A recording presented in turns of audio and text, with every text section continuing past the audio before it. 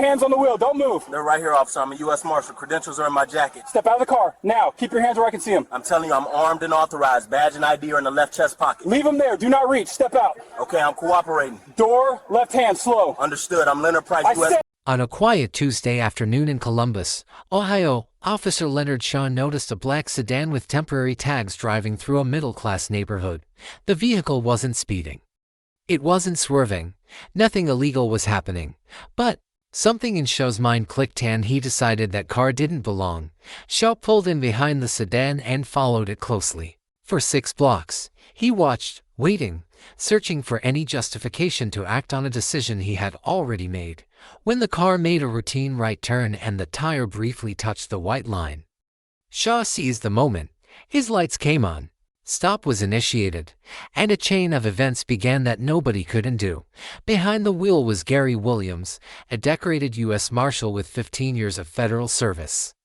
A man who had arrested violent fugitives and faced real danger in the line of duty, yet nothing prepared him for what came next. Gary did everything by the book. He pulled over safely, placed the car in park, shut off the engine, and rested both hands clearly on the steering wheel. Shaw approached with his hand already on his weapon. His body camera was recording, though he seemed to have forgotten that fact. Instead of asking for license or registration, Shaw demanded to know what Gary was doing in this neighborhood. The question wasn't neutral, it was accusatory.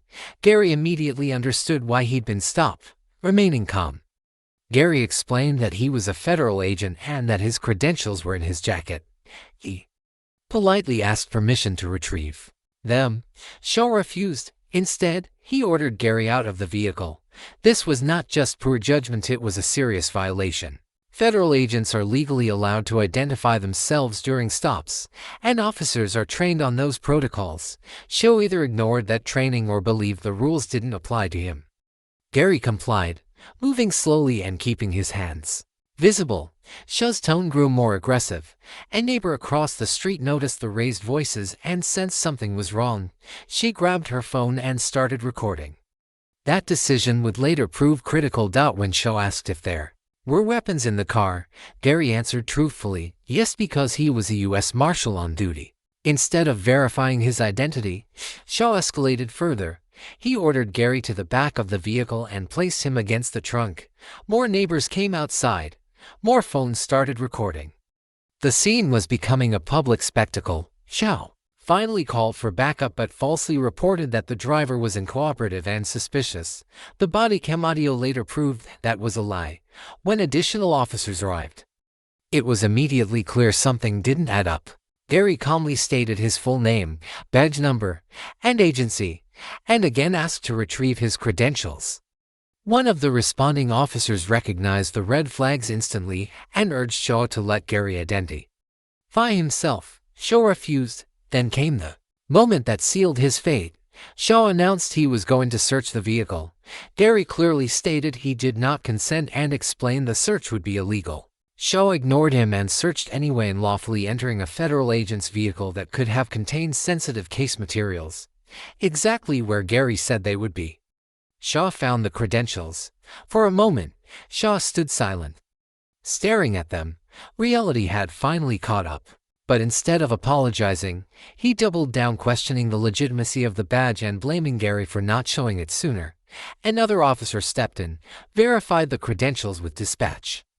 And within seconds, it was confirmed Gary Williams was an active U.S. Marshal in good standing. Shaw handed back the badge without apology and told Gary he was free to go, as if nothing had happened. But Gary didn't leave. He asked for Shaw's name and badge number. Shaw hesitated, knowing exactly how bad this already was. Gary documented everything. Within hours, the videos hit social media. By morning, they were everywhere. By afternoon, it was national news. A federal agent illegally detained. A racially motivated stop. Multiple recorded violations. The Department of Justice opened a civil rights investigation. Shaw was placed on administrative leave within 24 hours. His bodycam footage told a devastating story: aggression from the start, refusal to allow identification, an illegal search, and false reporting. Investigators then uncovered what never should have been ignored. 12 prior complaints over 8 years. Most involving black drivers. Most involving traffic stops. The same behavior, repeated again and again while supervisors looked the other way. 3 weeks later, Shaw was fired. 6 months later, he was federally charged. 14 months after the stop, a jury found him guilty on all counts. He was sentenced to federal prison and permanently banned from law enforcement. One decision, one stop. Years of misconduct finally exposed. Asterisk if this could happen to a decorated U.S. Marshal with training, authority, and resources, what happens to people who have none? Subscribe for more stories that reveal the truth cameras don't let anyone deny.